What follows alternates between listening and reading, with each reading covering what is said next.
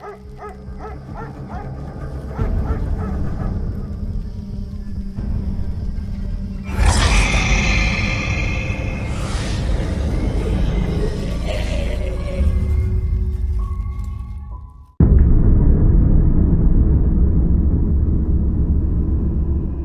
all started back in the days when I had just started high school. That year, I began to feel as if our family was cursed. Anyway, let's take it one step at a time.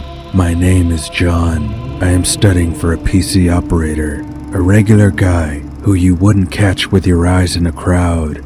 Calm, quiet, not very talented, introvert. I like to spend my evenings, or even all day, binge watching various video games. You might think, what mystical thing can happen to such a boring guy like me? It turned out, too many of them. My mother, Helen, looked very young and well groomed for her age. She and my father were perfectly happy in their marriage. They argued very rarely, and if they did quarrel, they made up very quickly. Our house was small but cozy. It stood in the corner of a spacious green yard. My father was a carpenter in his youth, so he made a lot of furniture with his own hands. He taught me, but I didn't go beyond the homemade stool. Carpentry didn't appeal to me. Nothing strange ever happened in our house. The lights didn't suddenly go out. The plates never fell down. Even the doors didn't move on their own. I wasn't interested in the paranormal. Neither did I perform rituals. Never bought an Ouija board, and I even went to the cemetery once every 2 years, at most. So what happened? I don't know.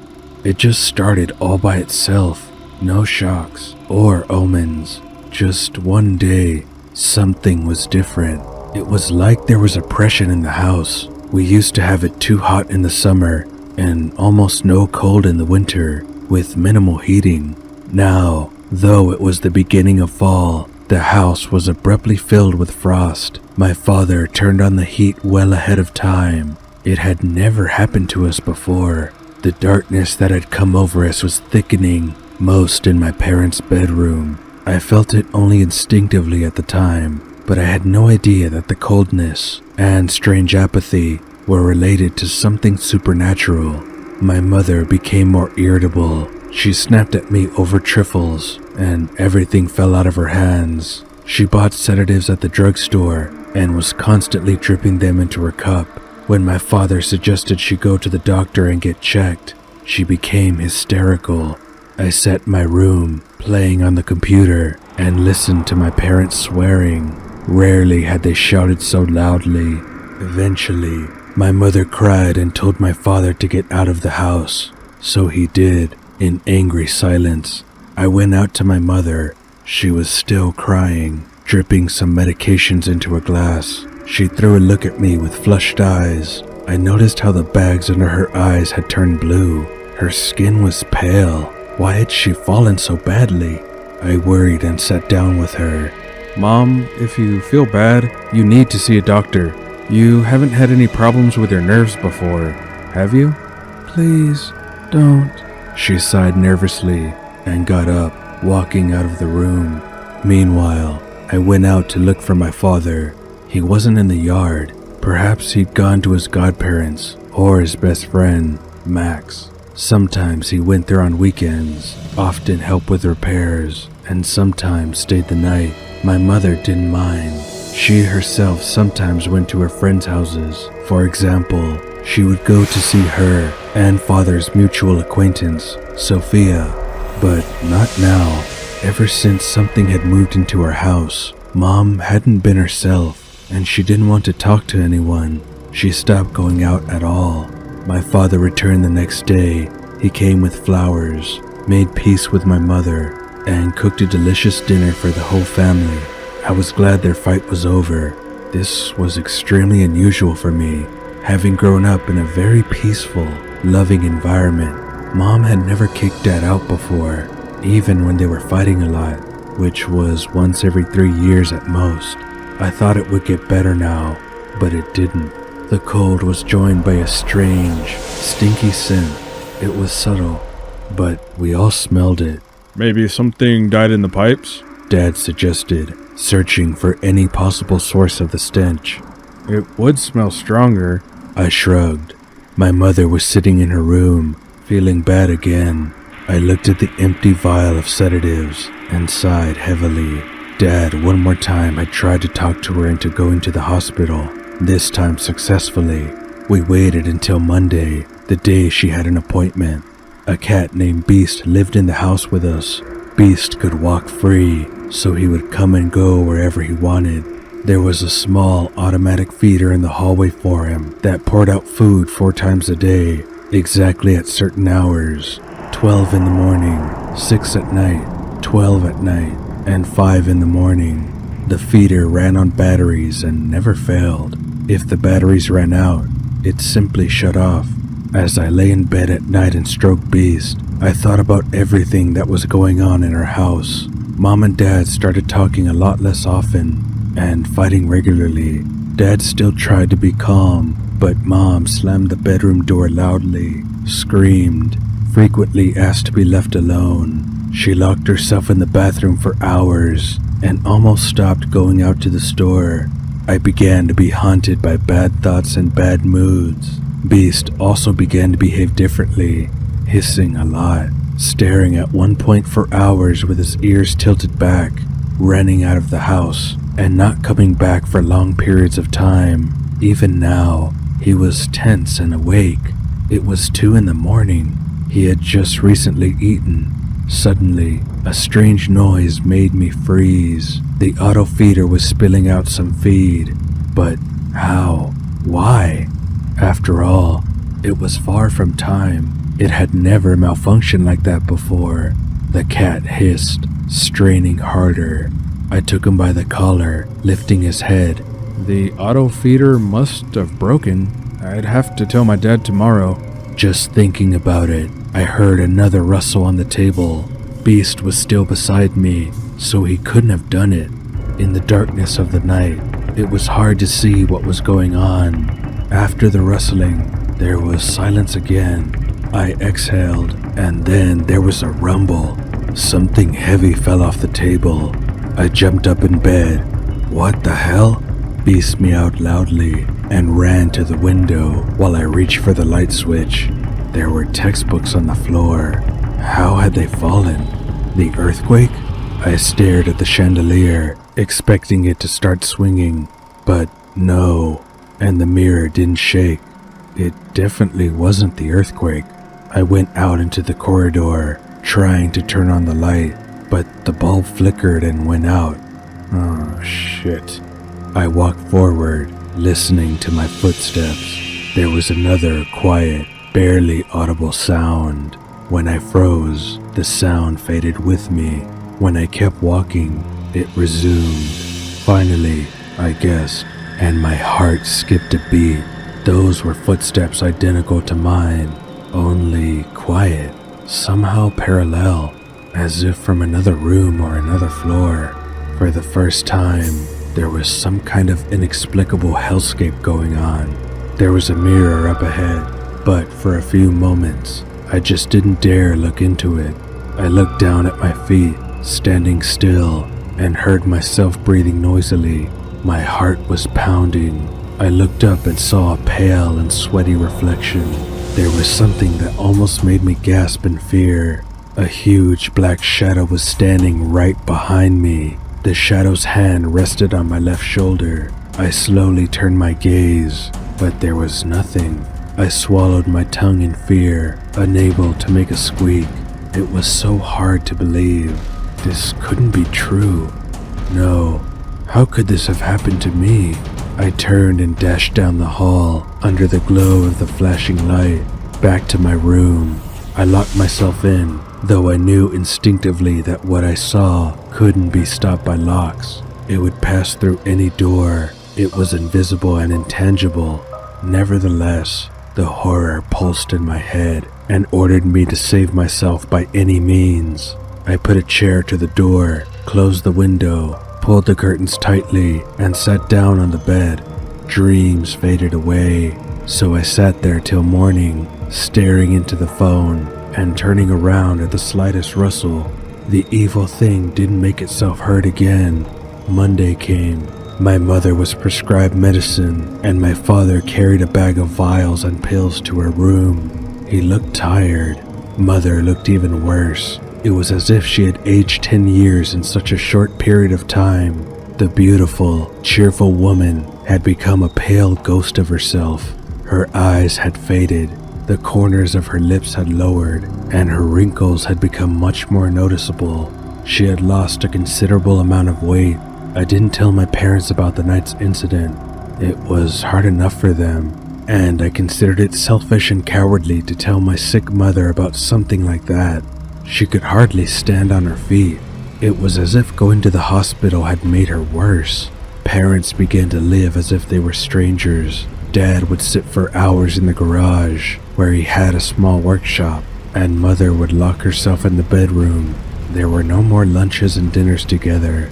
I cooked for myself. Sometimes my father cooked for us. From time to time, he would put a tray under Mother's door, knock, and leave.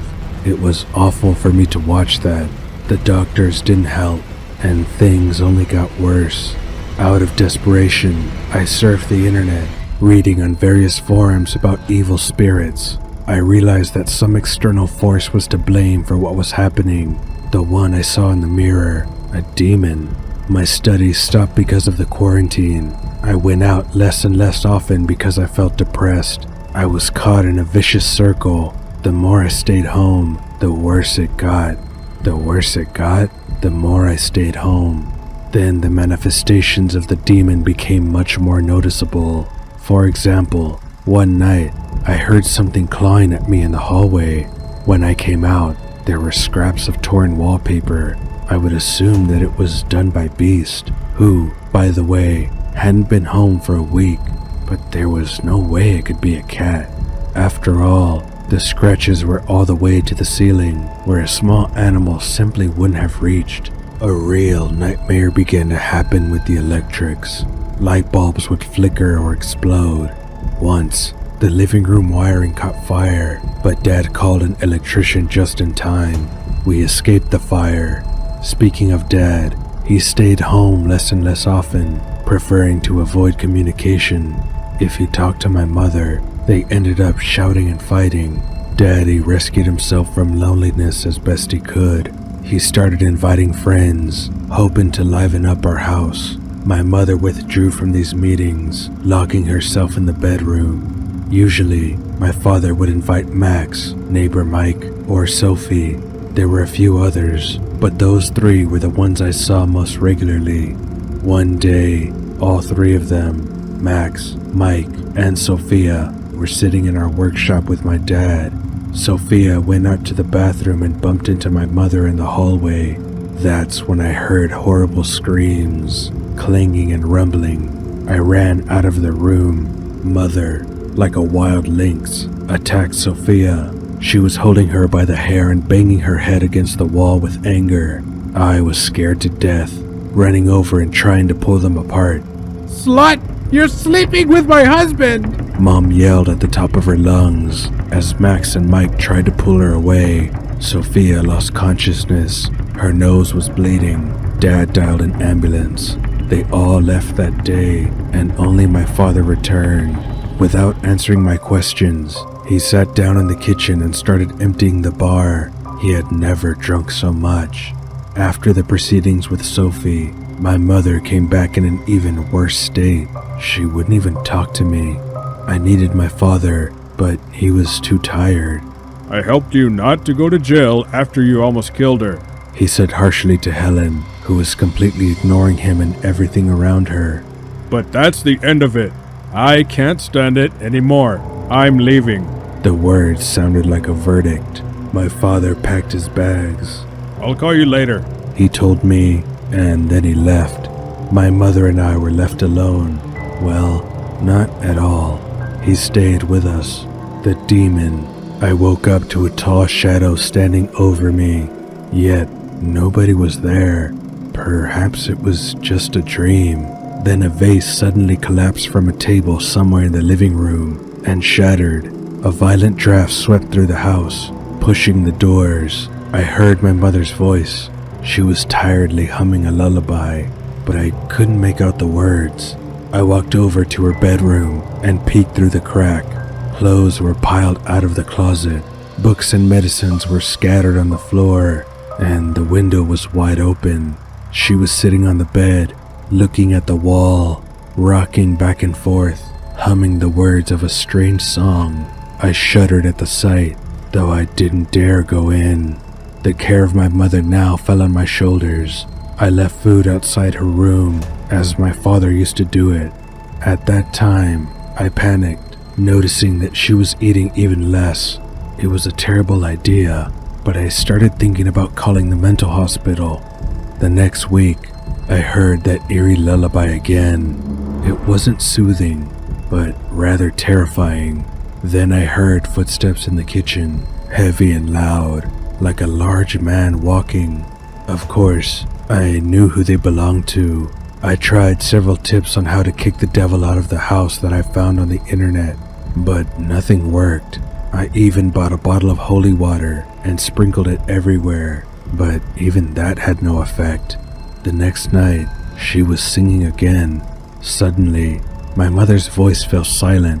I looked out the window and remembered Beast. He had never come back.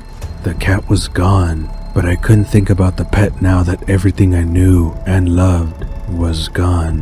When my family, which used to be an example to others, was ruined, when my mother became increasingly insane, when my father left and never called me back, I suddenly heard the door to my mother's bedroom ajar. It made me tense. She rarely came out. I heard faint shuffling footsteps, and I knew it was her. She was coming toward my room. I felt hopeful. What if she's relieved? What if she came to talk to me? Maybe things would finally change. She stopped at the door. I frowned. My mother didn't dare enter for a long time. I walked over myself, reaching for the knob. Then the door opened, and I saw her mad, disheveled, in a torn and dirty nightgown, with a knife in her hands. I barely had time to take a step back as the blade swept before my eyes. I stared dazedly at the dearest woman in the world. Mother? But it was as if she didn't recognize me. I hate you! Come here, you bastard! She cried out in a furious rage and swung her knife again. This time, I put my hand out in front of me, and the blade went through my palm. Blood splattered. I yelped and ran back. What are you doing? Stop it! It's me, Johnny! I shouted, but my mother came at me again. This time I managed to grab her wrist and push her away. She hit my computer desk. I rushed to the exit and heard her scramble to run after me. There was an entrance to the bathroom on the right, so I ran into it. She crashed into it and started stabbing at the door. Come out here, you bastard! Come out and I'll kill you! My cell phone was left in the room. Obviously, there was no communication devices in the bathroom.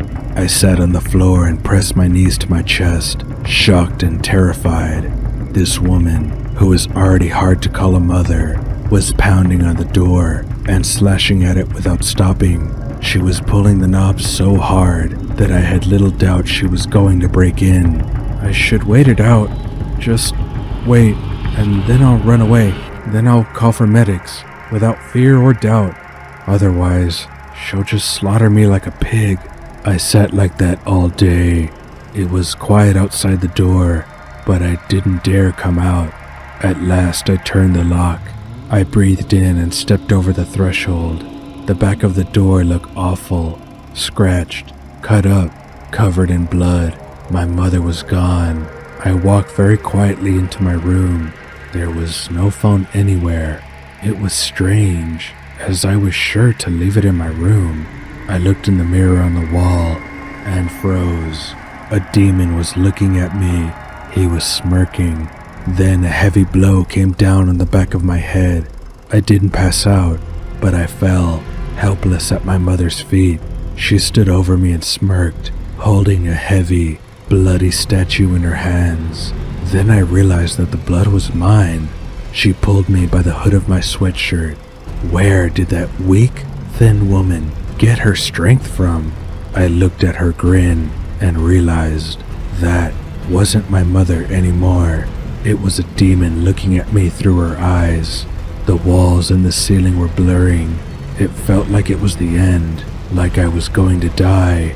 This woman would just finish me off, and that would be it. The demon would win.